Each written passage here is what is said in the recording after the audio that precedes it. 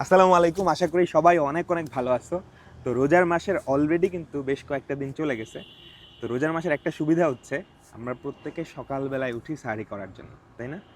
সাহরি করার পরের যেই টাইমটা, ফজরের নামাজের পরের যেই টাইমটা, এই টাইমটা কিন্তু অনেক বেশি রিফ্রেশিং, বুঝছো?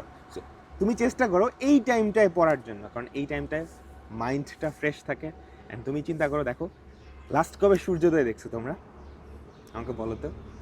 সো তুমি যদি সার্জারি করার পরে পড়তে বসো ফ্রেশ মাইন্ডে, তাহলে তুমি পড়তে পড়তে একটা টাইম পর গিয়ে সূর্যোদয়টাও দেখতে পারবে, বুঝতে পারছো? অ্যান্ড সূর্যোদয় দেখা কিন্তু অন্যরকম একটা স্যাটিসফ্যাকশন কাজ করে। এটা মাইন্ডের জন্য কি অনেক বেশি রিফ্রেশিং।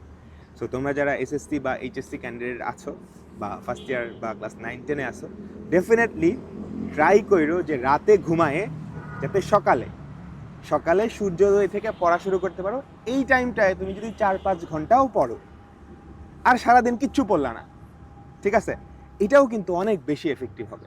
তো রাতে পড়া ভালো, কিন্তু তার থেকে তুমি যদি সকালে পড়তে পারো, এটা কিন্তু অনেক বেশি এফেক্টিভ। ইনফ্যাক্ট আমার নিজের ক্ষেত্র, বুঝছো, এই যে আমি আজকে হচ্ছে সকালে উঠে সারি করে নামাজ পড়ার পর আর ঘুমাই নাই।